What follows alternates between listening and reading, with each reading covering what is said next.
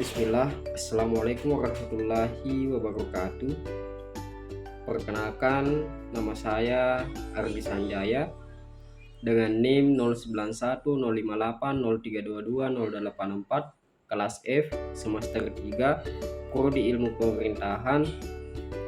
Di sini saya akan sedikit memaparkan tugas presentasi dari mata kuliah Sistem Politik Nasional yang diampu oleh Bapak Profesor Dr. Haji Jamaluddin SSOS MSI yang berjudul Politik Internet Indonesia, Ide Bebas terhadap Perkembangan Politik, Ekonomi, dan Demokrasi.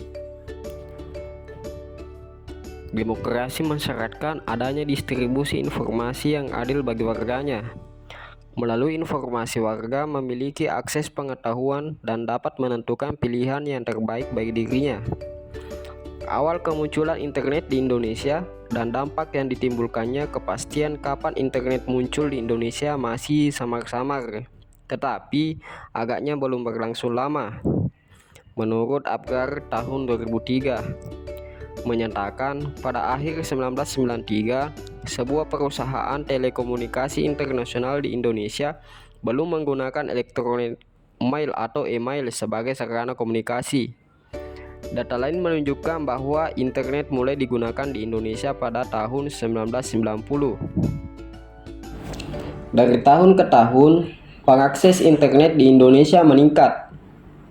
Data yang dilansir oleh Biro Pusat Statistik tahun 2011 menunjukkan setidaknya lebih dari 25% penduduk Indonesia mengakses internet. Harapan baru dilambungkan.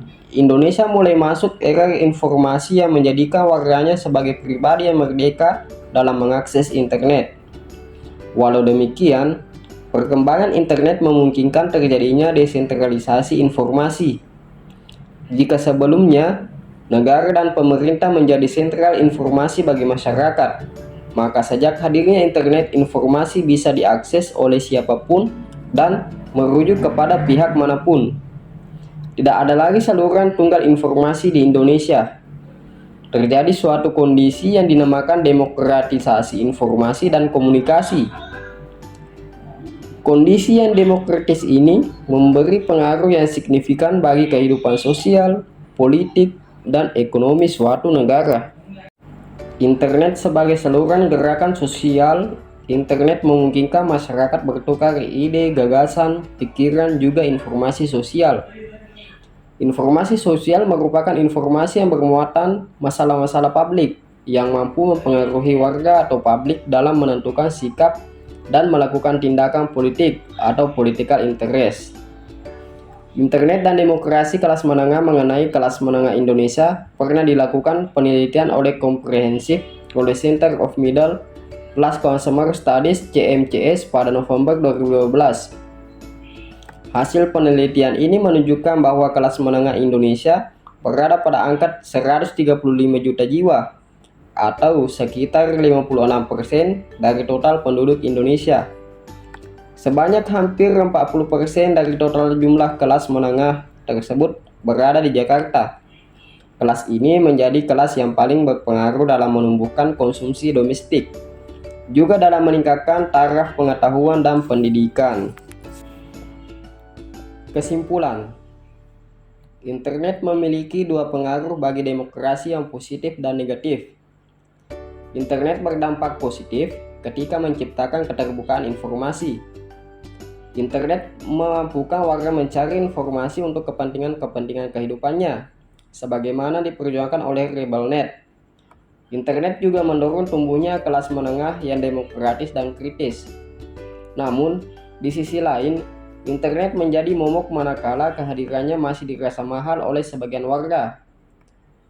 Kata Eli M. Noam pada tahun 2005 mengemukakan sisi lain dari internet, khususnya dalam hubungannya dengan penyediaan informasi yang terbuka.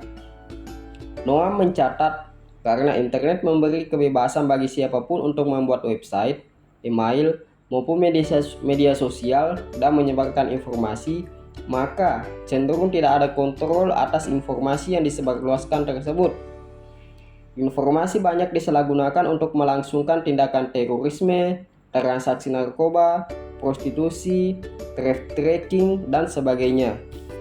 Baik, sekian pemaparan presentasi dari saya, yaitu pengkajian tentang jurnal yang berjudul Politik Internet Indonesia, Ide Bebas Terhadap Perkembangan Politik, Ekonomi, dan Demokrasi. Semoga ada manfaatnya bagi para penonton. Lebih dan kurangnya mohon dimaafkan. Billahi fisabilil haq, fastabiqul khairat. Assalamualaikum warahmatullahi wabarakatuh.